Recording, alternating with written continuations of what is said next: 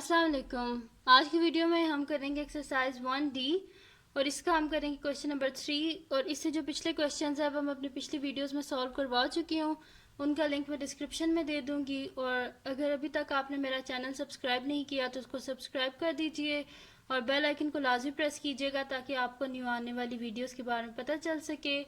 तो स्टार्ट करते हैं। क्वेश्चन नंबर 3 हमारे पास कि for each of the following equation state the two variables which are inversely proportional to each other and explain your answer। इसमें हमारे पास क्या है कि हमने बताना है कि कौन से दो वेरिएबल्स हैं जो आपस में इन्वर्सली प्रोपोर्शनल हैं। ठीक है, तो हम किस तरह बता सकते हैं कि दो वेरिएबल्स आपस में इन्वर्सली प्रोपोर्शनल हैं? वो इस तरह हम बता सकते हैं कि अगर दो वेरिएबल्स के जो मल्टीपल है ना, यानी कि जब हम उसे उन दोनों को मल्टीप्लाई करें तो वो इक्वल किसके आ जाएं? एक कांस्टेंट के इक्वल आ जाएं। ठीक है, और अगर उनका प्रोडक्ट एक कांस्टेंट के इक्वल नहीं आता तो इसका मतलब है वो आपस में इन्वर्सली प्रोपोर्शनल नहीं होते। जैसे कि हमारे पास है y is equals to 3/x²। ठीक है, तो हमारे पास क्वेश्चन है फर्स्ट जो ए पार्ट है इसका। ठीक है, तो अब हमने क्या करना है कि इनका प्रोडक्ट बनाना है। y यहाँ पे और x² इसके डिनोमिनेटर में है, तो हम क्या कर देंगे, इसको क्रॉस मल्टीप्लाई कर देंगे।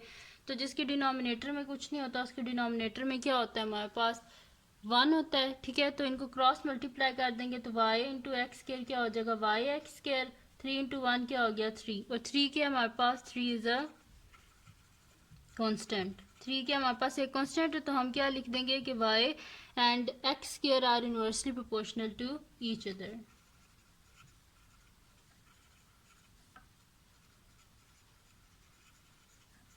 Inversely proportional to each other. ठीक है, हमने लिख दिया है कि y और x के आपस में क्या इनवर्सली प्रोपोर्शनल है। किस वजह से? क्योंकि उनका जो प्रोडक्ट है वो एक कांस्टेंट के इक्वल है। सेकंड पार्ट इसका कर लेते हैं। हमारे पास क्या है? y is equal to 1/√x। Solution लिख लेते हैं। क्वेश्चन क्या है जी? हमारे पास y is equal to 1/√x। इसको भी क्रॉस मल्टीप्लाई कर दें क्योंकि इनका प्रोडक्ट बनाने के लिए हमें ये √x इसके साथ चाहिए। ठीक है, तो क्या है, जिसके नीचे कुछ नहीं होता उसके नीचे 1 होता है। ठीक है, क्रॉस मल्टीप्लाई कर लें, यहाँ पे क्या हो जाएगा? y √x is equal to 1 into 1 क्या होता है? 1। और 1 क्या है हमारे पास? 1 इज अ कांस्टेंट। तो हम यहाँ पे क्या लिख देंगे कि हमारे पास y and √x are inversely proportional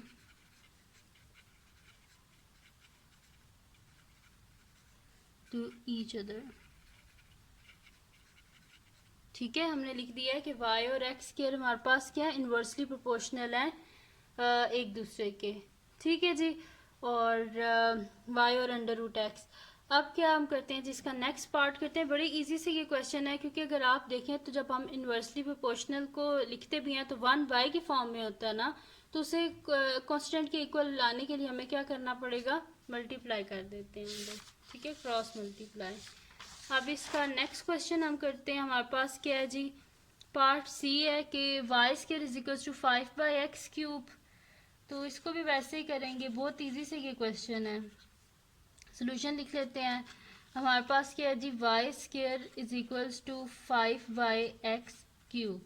हमें क्या चाहिए? इन दोनों का प्रोडक्ट चाहिए, तो जिसके नीचे कुछ नहीं होता उसके नीचे 1 होता है डिनोमिनेटर में, तो क्रॉस मल्टीप्लाई कर देते हैं। तो क्या हो जाएगा? y into x³ is equal to 5 into 1 क्या होता है? 5। और 5 के हमारे पास 5 इज अ कांस्टेंट, यानी कि इन दोनों का प्रोडक्ट किसके इक्वल आ गया? कांस्टेंट के इक्वल आ गया। तो हम क्या लिख देंगे कि y and x³ are inversely proportional to each other.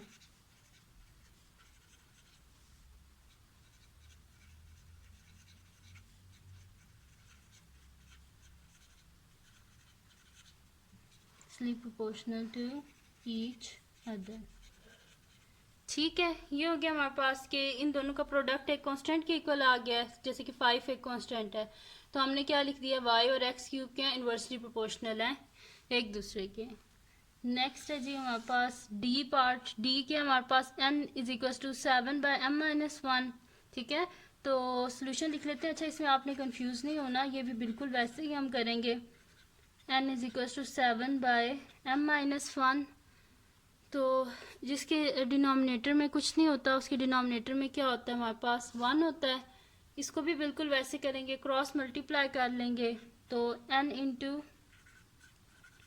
m-1 is equal 7 into 1 क्या हो जाएगा 7 हो जाएगा। और 7 क्या है हमारे पास 7 is a constant.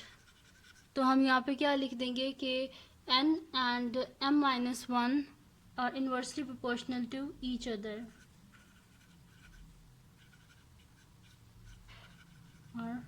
inversely proportional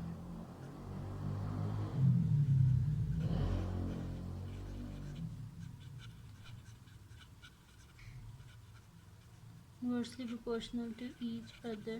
ठीक है, हमने लिख दिया है कि हमारे पास n और m-1 आपस में क्या इन्वर्सली प्रोपोर्शनल है एक दूसरे के। किस वजह से? क्योंकि इनका जो प्रोडक्ट है वो एक कांस्टेंट के इक्वल है। ठीक है, अब इसका लास्ट पार्ट है हमारे पास, वो कर लेते हैं। वो है हमारे पास e, और इसमें क्या है हमारे पास कि q is equals to 4/p+1 whole square. तो इसको भी वैसे ही करेंगे, सोल्यूशन लिख लेते हैं। तो हमारे पास क्या है जी q is equals to 4/p+1 whole square. ठीक है, तो इसको भी वैसे करेंगे कि q के डिनोमिनेटर में कुछ नहीं है तो इस 1 लिख लेते हैं, क्रॉस मल्टीप्लाई कर लेते हैं तो हमारे पास क्या आ जाएगा q into p+1 whole square. 4 into 1 क्या हो जाता है 4 ही हो जाएगा हमारे पास। सही है, तो इन दोनों का प्रोडक्ट किसके इक्वल आ गया कांस्टेंट के। 4 इज़ अ कांस्टेंट। ठीक है, तो जब इन दोनों का प्रोडक्ट एक कांस्टेंट के इक्वल है तो उसका क्या मतलब है, ये दोनों आपस में क्या है इन्वर्सली प्रोपोर्शनल है एक दूसरे की। तो हम लिख देंगे q and p+1 whole square are inversely proportional